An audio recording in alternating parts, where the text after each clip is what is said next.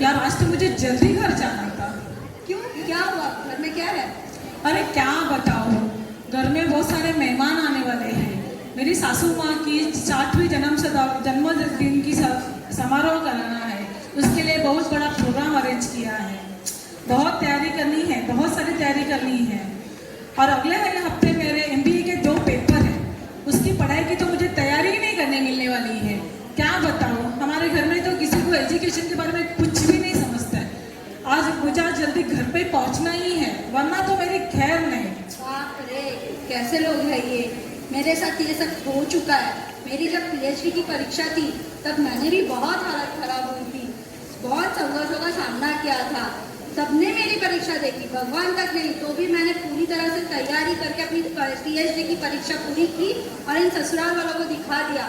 आज तक मेरे को वो दिन अच्छी तरह से याद है। क्या बताऊँ, क्या हुआ? मेरी कहानी तो तुम दोनों से अलग ही है। क्यों, क्या हुआ? मुझे बैंक में ऑफिसर की एग्जाम देनी है, अरे वाह, अच्छी बात है। लेकिन मेरे पति का ही विरोध है। क्यों? उन्हें मेरा परीक्षा देना ही पसंद नहीं। अरे क्या बात है?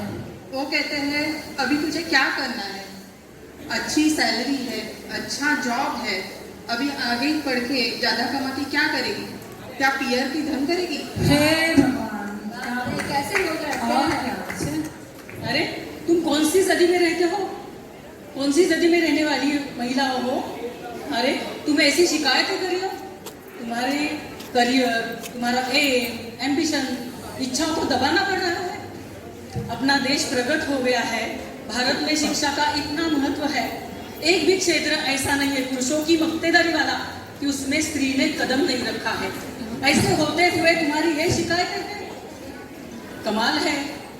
अभी मतलब ऐसा हो गया है कि हमारे मतलब देश में कि कौन सा भी जमाना आए, स्त्री को स्वातंत्र ही नहीं है। तो कि अपनी इच्छाओं को पूरा करने के लिए, एम के लिए स्वातंत्र ही नहीं मिल रहा है। अभी संस्कृत में एक सुभाषित है, पिता रक्षन्ति कौमार्ये, भर्ता रक्षति यौवने, रक्षन्ति सविरे पुत्रा, न स्त्री स्वातंत्र्यम अर्हति। इसका मतलब है पिता, पति, पुत्र, मतलब किसी न किसी के सहारे तो स्त्री को रहना ही पड़ता है। स्त्री कभी स्वतंत्र होगी नहीं, जमाना कितना भी आगे जाए। आज हम 19वीं सदी का विचार करते हैं। 19वीं सदी में हमारे देश में तत्कालीन जमाना ब्रिटिश कालीन था, पर तभी भी बहुत सारे लोग शिक्षा के विरुद्ध थे और स्त्री शिक्षा के विशेषतः विरुद्ध थे। ऐसे होते हुए भी कुछ समाज सुधारक थे, उनके विचार ऐसे थे कि स्त्री शिक्षा का महत्व उन्होंने समझाया था। स्त्री शिक्षित अगर होगी, कुछ समाज सुधारक थे, उनके विचार ऐसे थे कि स्त्री शिक्षा का महत्व उन्होंने समझाया था। स्त्री शिक्षित अगर होगी तो ही समाज सुधर सकता है, समाज में परिवर्तन आएगा। तो ऐसे ही 19वीं सदी में हमारे देश की अनेक महिलाओं ने योगदान दिया। उसमें से आनंदी गोपाल जोशी, डॉक्टर आनंदी गोपाल जोशी, इनका आज हम सोचते हैं इनके बारे में कि वह पहली डॉक्टर तो थी ही, पर अमेरिका के जमीन पर पहला कदम रखने वाली नारी वही थी।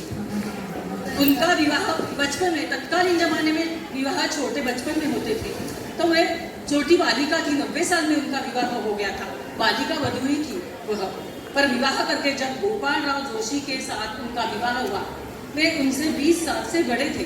पर आज के जमाने में सोचे जाए तो उनका अंतर इतना होते हुए भी उनका बॉन्डिंग बहुत अच्छा था।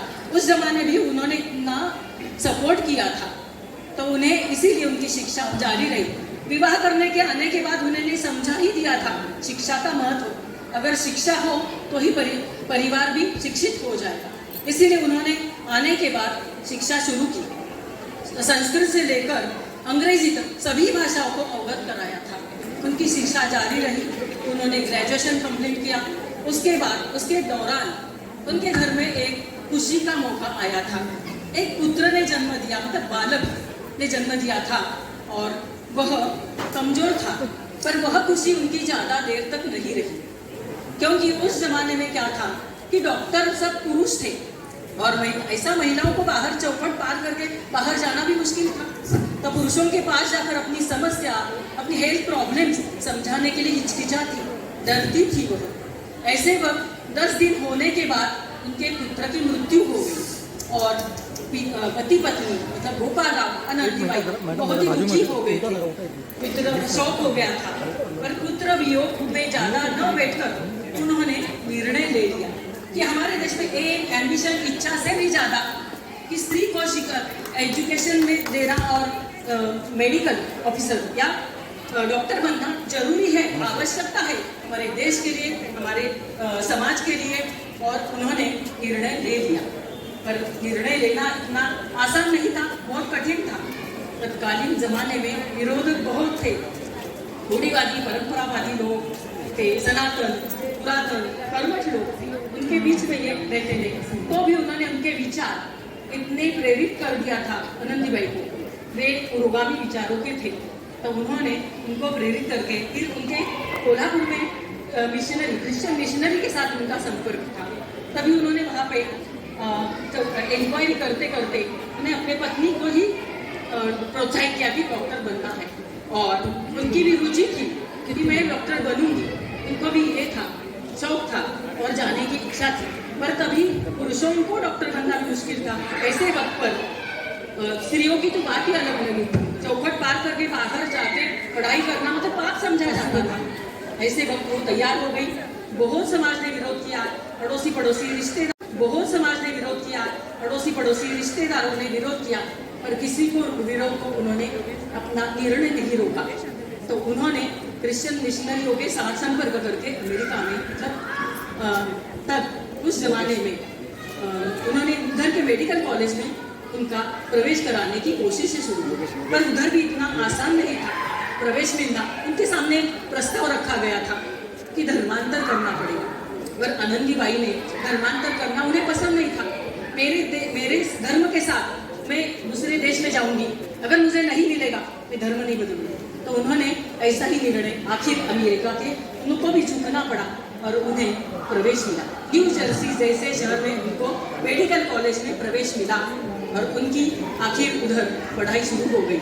उन्होंने एमडी पास किया, और एमडी पास करने के बाद इतना ही नहीं तो उनके विक्टोरिया रानी ने भी उनका गौरवान्वित किया था। मतलब इतनी धाड़सी, साहसी महिला थी कि उन्होंने अपने देश में आकर समाज के लिए सेवा करना है, वही विशेषता महिलाओं के लिए सेवा देने का निर्णय ले लिया था। और वह शिक्षा लेकर वो वापस आई। तुम्हें मालूम है क्या उनके बारे में कुछ?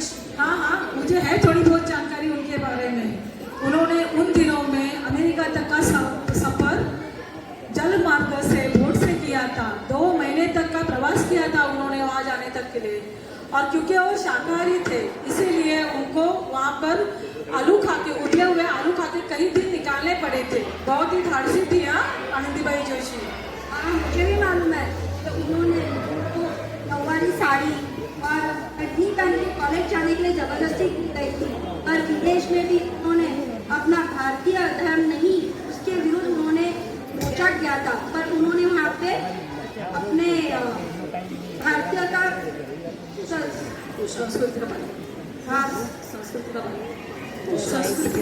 संस्कृति का पालन किया था। इस तरह से आनंदीबाई थी। हाँ, मैंने भी पढ़ा था उनके बारे में। वो जब भी विदेश से भारत आई अपना पढ़ाई पूरी करके, तभी उनका बम्बई बंदरगाह में बहुत अच्छी तरह से स्वागत किया था।